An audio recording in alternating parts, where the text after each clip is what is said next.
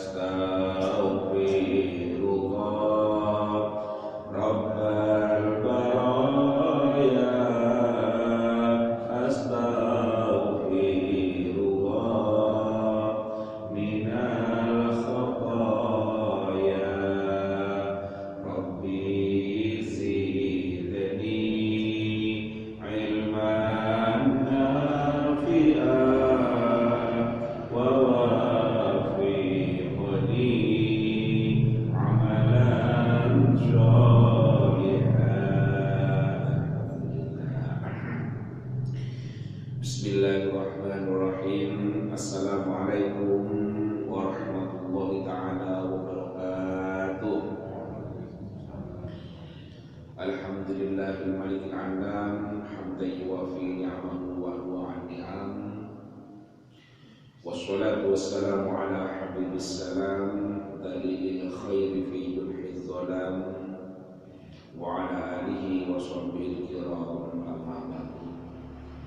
Rabbi shrah li sadri wa yassir li amri wahlul 'uqdatam min lisani yafqahu qawli.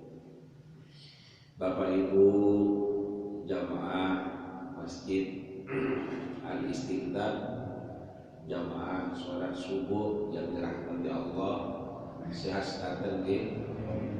Alhamdulillah.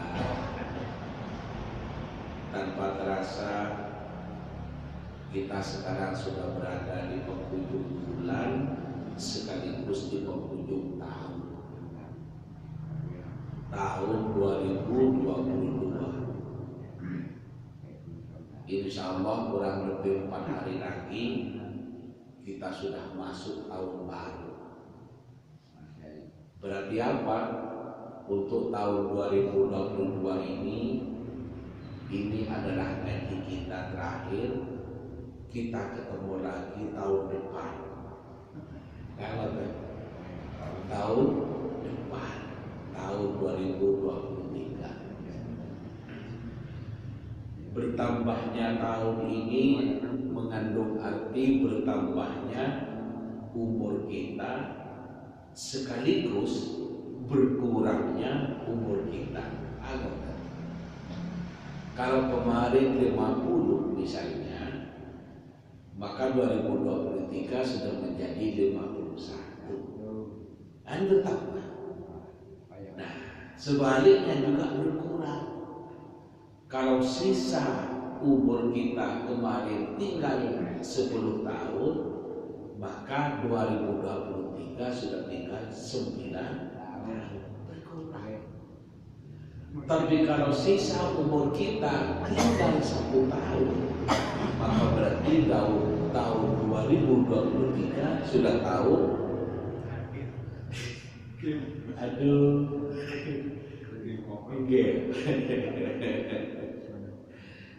Nah, mudah-mudahan dengan pergantian tahun ini semakin meningkatkan kesadaran kita bahwa sesungguhnya umur kita sudah semakin berkurang.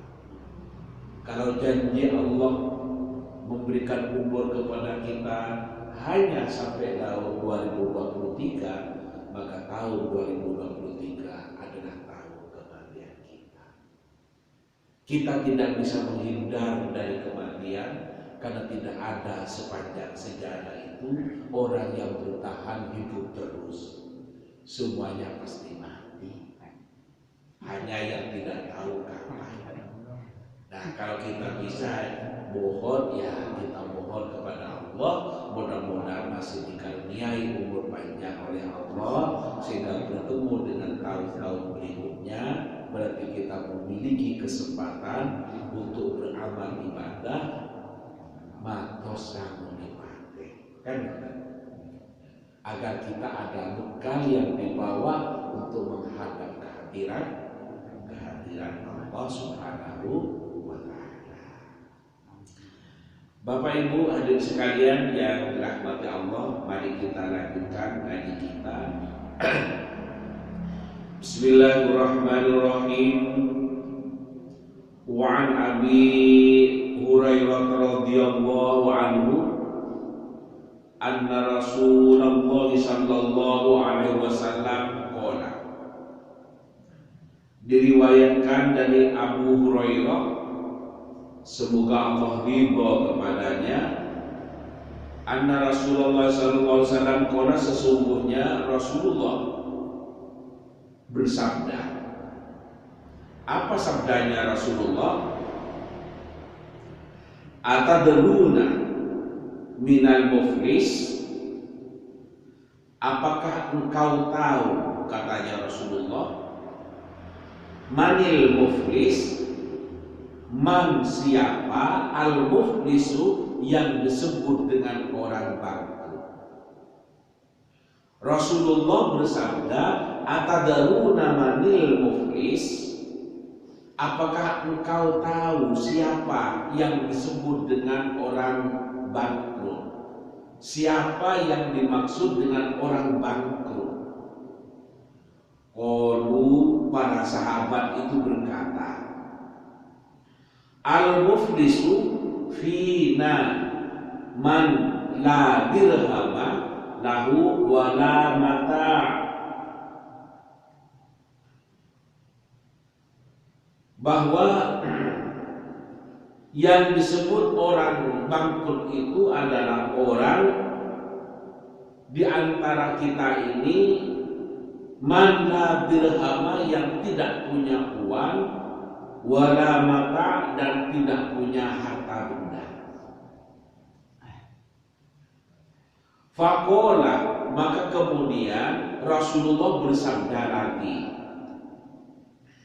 innal muflisa min ummati mayyati yaumal qiyamati bisolatin wa siyamin wa zakatin. Sesungguhnya yang disebut orang bangkrut itu, kata Rasulullah, min ummati, dari kalangan umatku, man adalah orang, yakti, yang datang, yaumal qiyamati, pada hari kiamat, bisolatin, dengan membawa pahalanya sholat, wasyamin, dan membawa pahalanya puasa, wazakatin, dan juga membawa pahalanya zakat, wayati waqad syatama hadza wa qadhafa hadza wa akala mana hadza wa safaka dama hadza wa daraba hadza.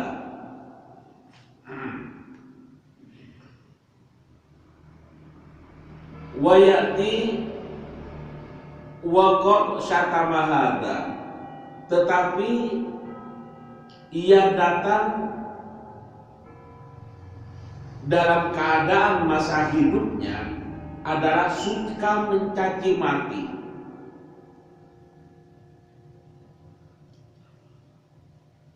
Wa ya'ti wa qad syatama hadza wa qadhafa hadza, dan suka menuduh yang belum tentu benar. Wa akala mala hadza, dan makan harta orang lain yang bukan haknya.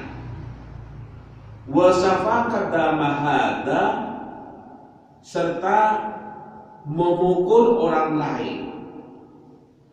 Wa daraba hadza, dan memukul orang lain. Damun itu darah. Wa safaka dama hadza, dan menumpahkan darah. Wa daraba hadza, serta memukul orang lain. Wa yuqa hadza, kemudian pahalanya diberikan kepada orang lain, min hasanatihi wa hadza min hasanatihi, yakni kemudian pahalanya diberikan kepada orang-orang lain yang telah dianiaya tersebut. Fa in faniyat hasanatuhu qabla ayyuqa ma alaihi akhidha min khotoyahum. Jika kebaikannya sudah diberikan, sedangkan kesalahan-kesalahannya belum terbayar, maka kesalahan-kesalahan orang tersebut diambil dan ditimpakan kepadanya. Faturihat alaihi thumma turiha finnari. Lalu ia pun dilemparkan ke dalam api neraka. Rawahu Muslim, rawahu meriwayatkan pada hadis ini Muslimun, Imam Muslim. Artinya hadis yang diriwayatkan oleh Imam Muslim itu statusnya adalah sahih. Sebagai hadis sahih, maka ini benar untuk dijadikan pedoman. Bapak Ibu hadirin sekalian yang dirahmati Allah, apa yang dimaksud dari kandungan hadis ini? Hadis ini adalah memberikan penjelasan bahwa satu ketika Rasulullah itu bertanya kepada para sahabat-sahabatnya, "Atadaruna?" Ini adalah menunjukkan jamak, berarti yang berkumpul di tempat itu adalah banyak. Karena hadis ini atadaruna ini kalimat jamak. Jamak itu artinya banyak. Rasulullah menyampaikan, "Atadaruna manil muflis?" Apakah kamu sekalian ini tahu siapa yang disebut dengan orang yang bangkrut itu, kata Rasulullah? Atau tahukah kalian semua bahwa siapa yang dimaksud dengan orang bangkrut itu? Mereka berkata, yang disebut dengan orang bangkrut itu ya Rasulullah, man la dirhama lahu wa la mata, yaitu orang yang tidak punya uang, tidak punya harta, nikuna mini bangkrut. Kata Rasulullah, bukan itu. Kalau hanya tidak punya harta, tidak punya uang, menurut Rasulullah tidak termasuk bangkrut. Lalu siapa yang disebut bangkrut oleh Rasulullah? Faqala, beliau mengatakan, innal muflisa, sesungguhnya yang disebut dengan orang bangkrut itu adalah min ummati mayyati yaumal qiyamah bisolati. Yang disebut orang bangkrut itu adalah orang-orang di antara umatku ini yang nanti ketika datang pada hari kiamat bisolatin, mereka membawa pahalanya sholat. Para sahabat tentu kaget. Datang membawa pahalanya sholat, kok disebut bangkrut?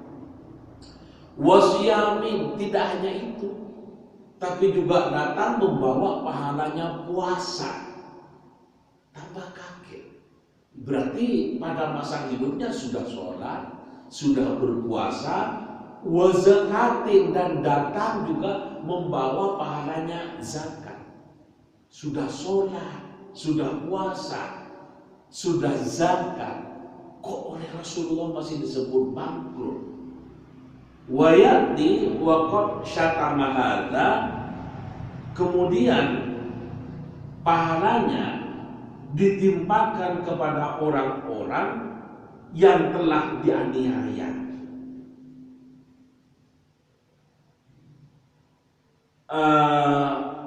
Wayati waqad syatama hadza waqad, ya, pahala-pahalanya itu kemudian, pahalanya nopo, pahalanya sholat, pahalanya puasa, pahalanya zakat, yang dibawa datang pada hari kiamat untuk menghadap kehadiran Allah itu, kemudian diambil oleh Allah, diberikan kepada orang-orang yang pada masa hidupnya pernah dianiaya.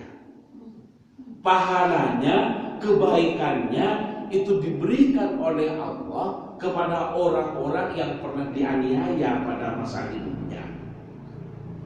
Kemudian jika kebaikannya itu masih belum mencukupi menebus kesalahannya, karena banyaknya berbuat zalim, menganiaya orang lain, merugikan orang lain, mengambil hak yang bukan haknya, dan seterusnya, diberikan kepada orang lain, menebus kesalahannya pada masa hidupnya di dunia, ternyata masih belum mencukupi karena saking banyaknya kesalahan. Maka kemudian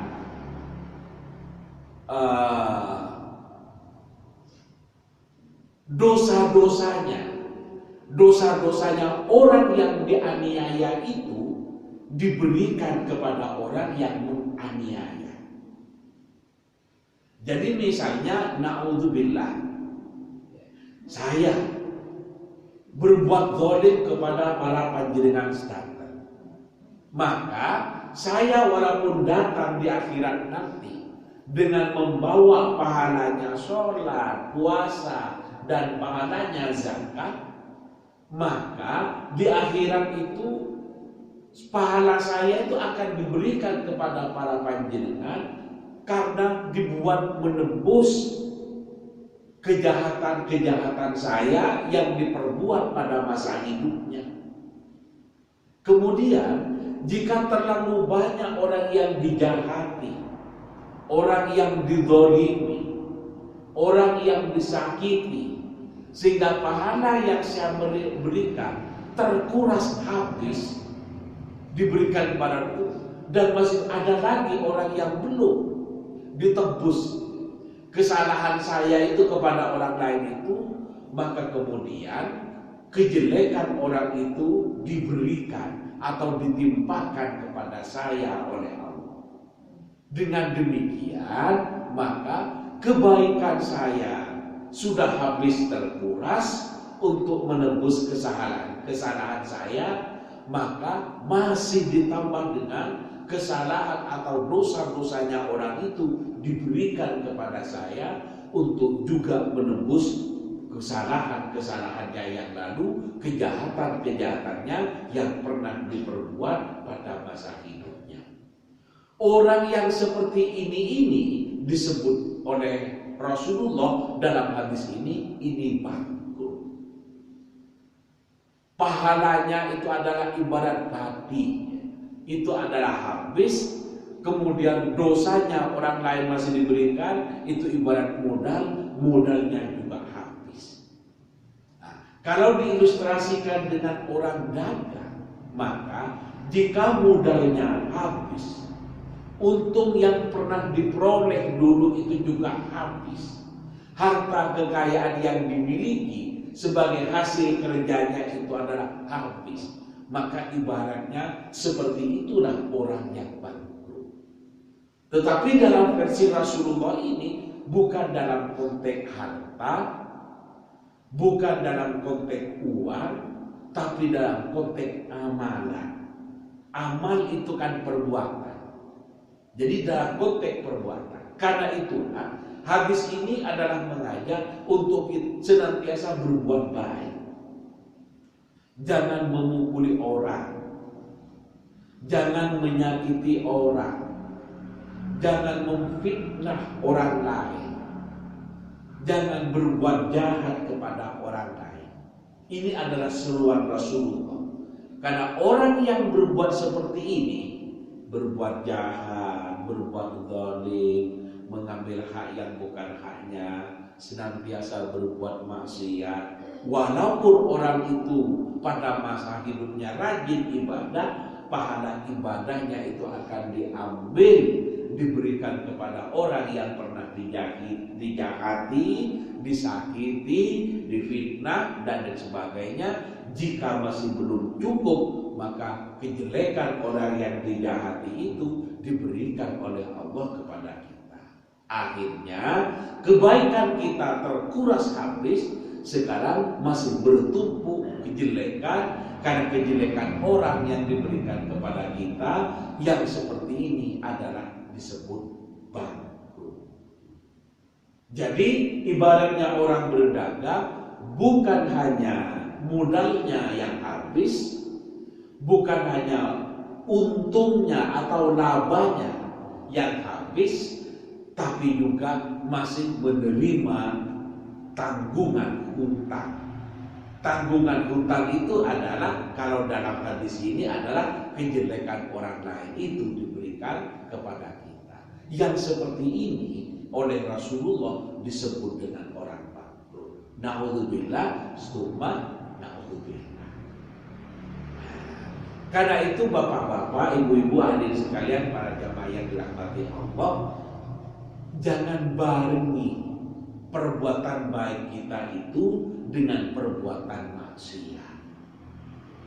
Jangan barengi zakat kita itu dengan perbuatan yang menyakiti orang lain.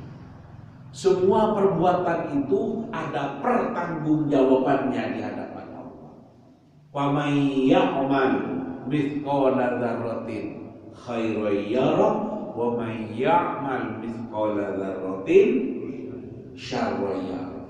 Perbuatan baik sekecil apapun dalam ayat ini diibaratkan sekecil sebiji dzarrah, artinya sangat kecil. Itu adalah akan diperlihatkan oleh Allah. Sebaliknya, perbuatan jelek sekecil apapun tidak ada yang terlupakan, semua ada catatannya dan akan diperlihatkan oleh Allah. Karena itu, mari kita berbuat baik, tapi juga jangan barengi dengan perbuatan yang tidak baik. Kalaupun kita pernah berbuat tidak baik, ayo kita mohon ampun kepada Allah dengan beristighfar, dengan berdoa memohon ampunan kepada Allah. Karena dalam faktanya, dalam kenyataannya, tidak ada orang yang tidak pernah berbuat salah.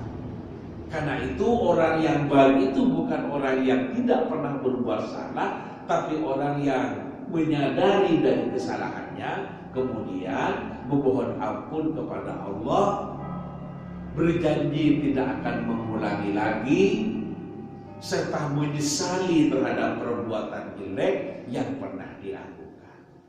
Nah, orang yang seperti ini berhenti, tidak berbuat lagi, berjanji tidak akan mengulangi, menyesali perbuatan dosa yang pernah dilakukan, itu disebut dengan orang yang bertaubat, taubatan nasuha. Artinya berkomitmen untuk benar-benar berhenti dari perbuatan dosa.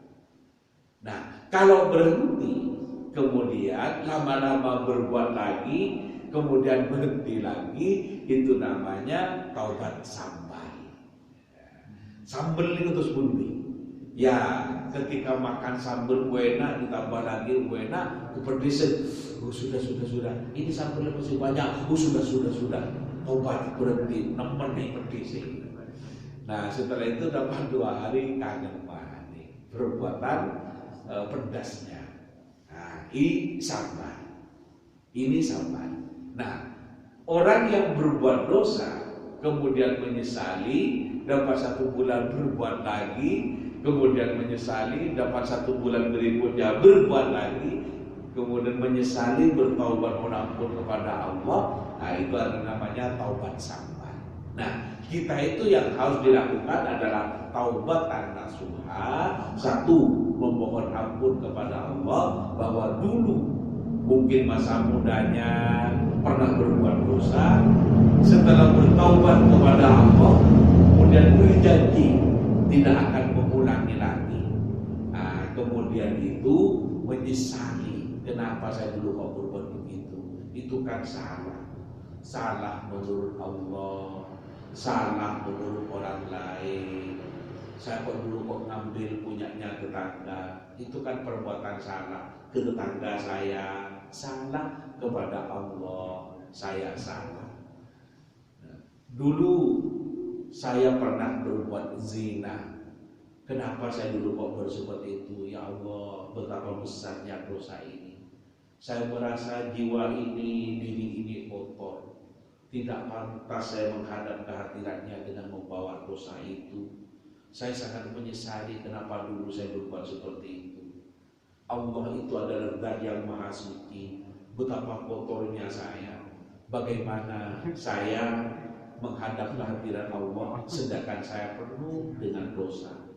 Minta ampun terus kepada Allah, sujud kepada Allah, menadahkan tangan juga berdoa kepada Allah, memohon ampun kepada Allah, kemudian menyesali dan berjanji tidak akan mengulangi. Allah itu adalah maha besar ampunannya.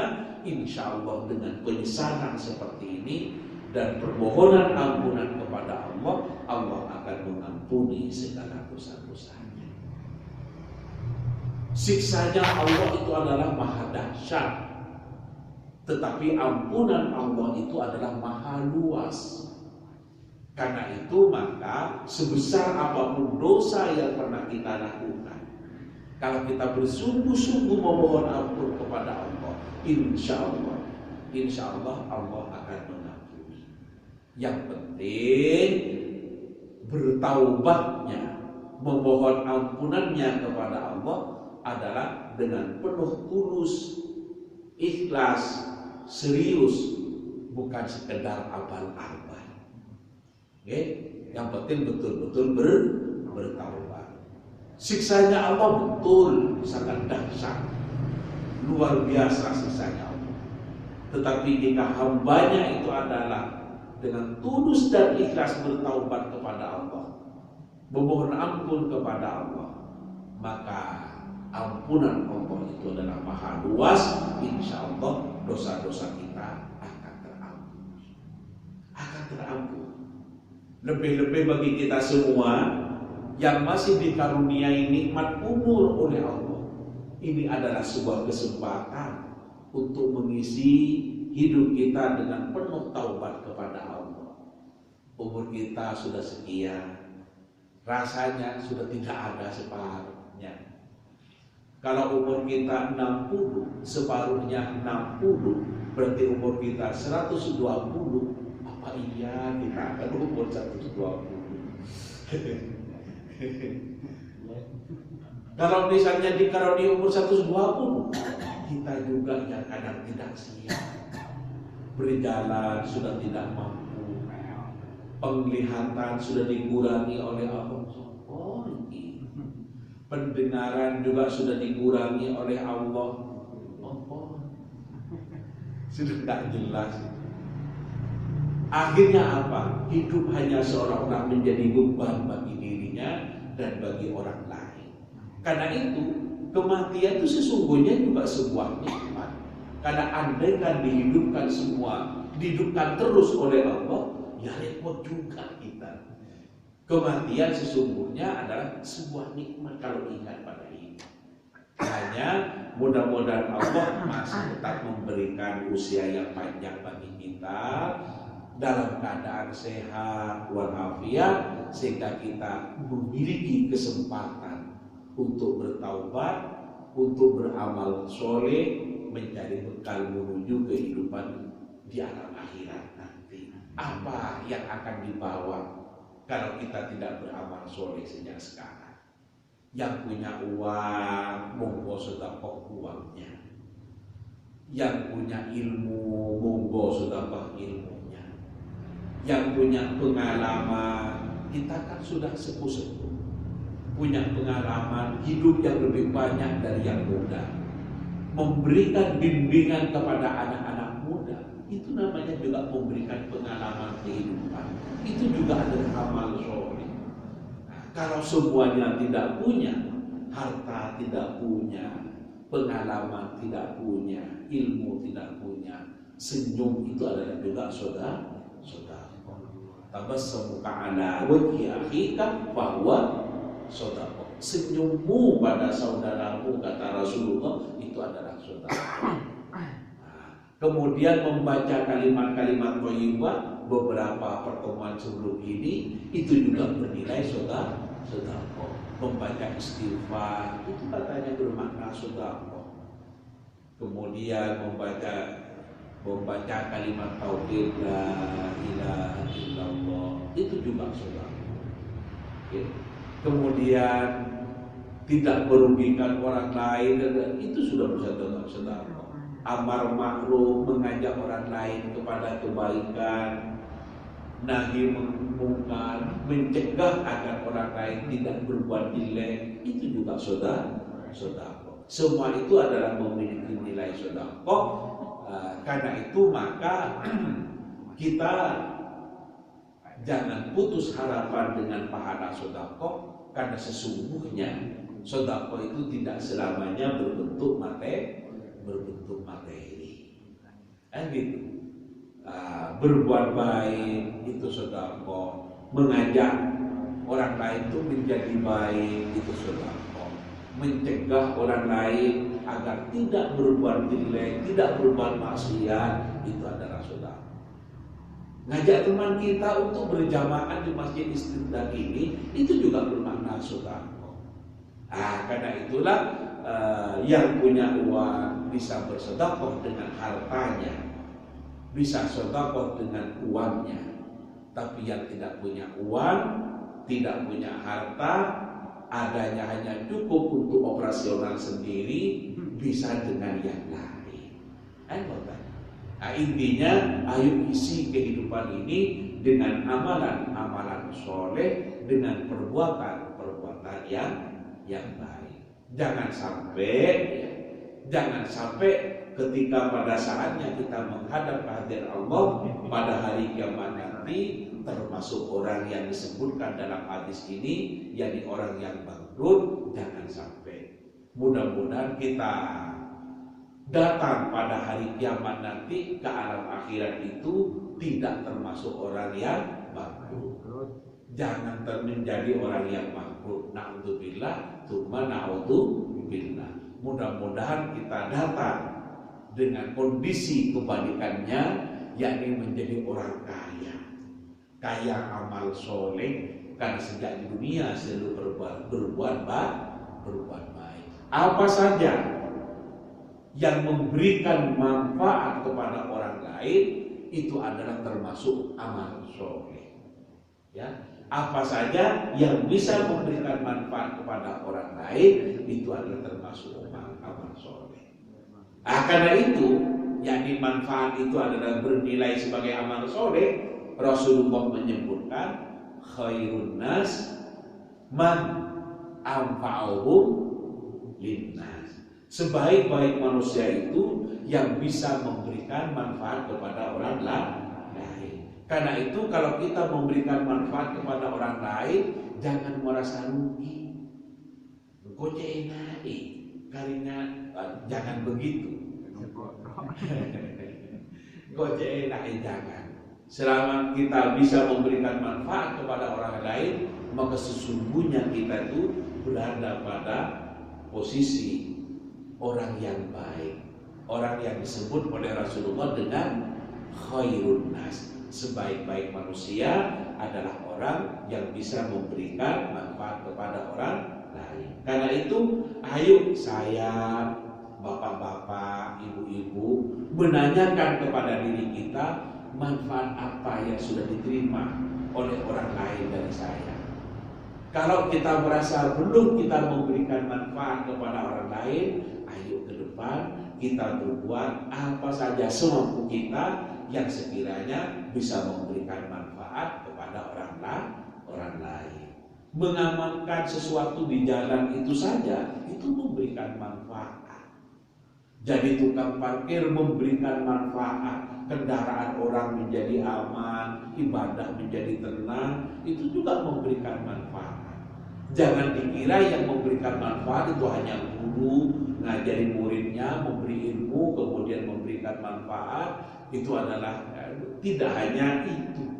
Jalur lain masih banyak. Memberikan petunjuk yang benar kepada orang lain sehingga orang lain tidak sesat, itu juga memberikan pahala, memberikan manfaat di hadapan Allah, bernilai pahala. Karena itu ayo kita bertekad, berkomitmen untuk sisa hidup kita ini bisa memberikan manfaat. Dengan apa? Terserah. Mungkin dengan uangnya, tetangga kita yang tidak mampu beli seragam SD karena dia ditinggal oleh bapaknya menjadi anak yatim, ini belikan seragam ke satu sana untuk kamu sekolah. Ya Allah, ini sudah memberikan manfaat.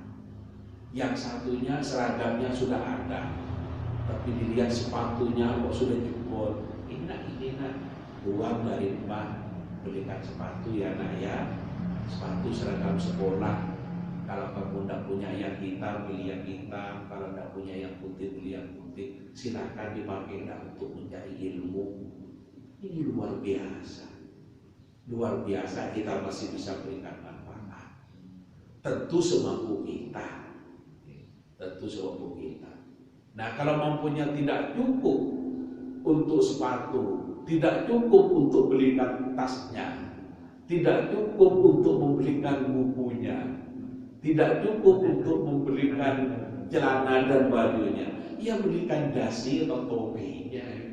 Kan lumayan belikan dasi. Kalau dasi itu 3.000 sudah dapat. Nah, buat apa Ustaz hanya dasi? Dasi itu kan aturan anak sekolah. Nah, anak dilatih untuk taat aturan itu sama dengan melatih anak untuk menjadi orang yang disiplin. Ini kan bagus.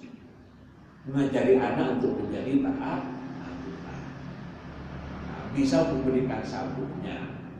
Berapa sih sabuk? Itu hanya 15.000 Ustaz. Yang dari Indonesia 10.000. Ya, kalau mampunya itu, ayo seperti itu. Intinya, ayo kita bisa memberikan manfaat kepada orang lain semampu kita. Kata Bapak Ibu hadirin sekalian yang saya hormati, mudah-mudahan kita tambah lama, tambah baik, dan bisa mengisi kehidupan ini dengan memperbanyak amal soleh, dan mudah-mudahan kita setelah datang di hari kiamat nanti di alam akhirat, mudah-mudahan tidak termasuk golongan orang-orang yang bangkrut yang disebutkan oleh Rasulullah dalam hadis ini. Amin, Allahumma amin. Demikian yang dapat saya sampaikan dalam mengaji di kesempatan kali ini. Semoga ada manfaat dan barokahnya. Monggo di penghujung ngaji kita ini kita hadirkan hati kita kehadiran Allah dengan berdoa. Semoga permohonan kita ini, doa kita ini dikabulkan oleh Allah Subhanahu wa taala. Al-Fatihah. A'udzubillahi minasyaitonir rajim. Bismillahirrahmanirrahim. Alhamdulillahirabbil alamin arrahmanir rahim maliki yaumiddin. Iyyaka na'budu wa iyyaka nasta'in ihdinas siratal mustaqim siratal ladzina an'amta 'alaihim ghairil maghdubi 'alaihim waladdallin. Bismillahirrahmanirrahim. Alhamdulillahirabbil alamin. Wassalatu wassalamu ala asyrofil anbiya'i wal mursalin sayyidina Muhammadin wa ala alihi wasallam. Walhamdulillahirabbil alamin. Allahumma awlina bil ilmi wa zayyinna bil hilmi wa akrimna bit taqwa wa jammilna bil afiyah wa tawaffana bi husnil khatimah. Rabbana hab lana min azwajina wa dhurriyyatina qurrata a'yun waj'alna lil muttaqina imama. Allahumma alif baina qulubina wa aslih dhata bainina wahdina subulas salam wa najina minadh dhulumati ilan nur wa jannibna al-fawahisha ma dhahara minha wa ma batan. Ya Allah, ya Tuhan kami, saat ini kami berkumpul di masjid, di tempat yang penuh barokah ini dalam rangka menyembah-Mu. Jadikan pertemuan ini ya Allah pertemuan yang penuh barokah, dan semoga kehadiran kami ke masjid ini, ngaji kami di majlis ini, Engkau jadikan sebagai amal soleh yang memiliki nilai ibadah ya Allah. Ya Allah, sehatkan kami semua lahir batin ya Allah. Berikan dan tumbuhkan kesadaran kami untuk bisa mengisi hidup ini dengan kegiatan-kegiatan amal soleh. Ya Allah, tambahlah usia kami ya Allah dengan umur yang barokah ya Allah. Jadikan anak keturunan kami semua orang-orang yang soleh-solehah ya Allah, yang taat pada perintah-Mu ya Allah, yang tunduk kepada kedua orang tuanya. Selamatkan kami semua ya Allah. Selamatkan anak-anak kami, cucu kami ya Allah. Semoga Engkau lindungi dimanapun dia berada ya Allah. Jauhkan dari musibah ya Allah. Jauhkan dari fitnah ya Allah. Di penghujung tahun ini kami ampuni kalau selama menjalani kehidupan sepanjang tahun ini kami penuh dosa. Semoga di tahun yang akan datang kami bisa memasuki dan menjalani dengan penuh amal ibadah ya Allah. Ya Rahman, Ya Rahim, ampuni dosa kami yang sudah berlalu ya Allah. Ampuni dosa kami yang akan datang ini ya Allah. Ya Allah, murahkan dan mudahkan rezeki kami kepada ya Allah. Murahkan rezeki kami semua ya Allah, sehingga kami memiliki mudah untuk bisa beribadah, untuk bersedekah, untuk berbagi kepada sesama ya Allah. Ya Rahman, Ya Rahim, bahagiakan hidup kami dunia dan akhirat. Rabbana atina fid dunya hasanah wa fil akhirati hasanah wa qina adzabannar. Subhana rabbika rabbil izzati amma yasifun wa salamun alal mursalin walhamdulillahi rabbil alamin. Al-Fatihah. A'udzubillahi minasyaitonir rajim. Bismillahirrahmanirrahim. Alhamdulillahi rabbil alamin arrahmanir rahim maliki yaumiddin. Iyyaka na'budu wa nasta'in ihdinas siratal mustaqim siratal ladzina an'amta 'alaihim ghairil maghdubi 'alaihim. Demikian singkat saya aturaken. Mohon maaf dan segala kekurangan. Assalamualaikum warahmatullahi wabarakatuh.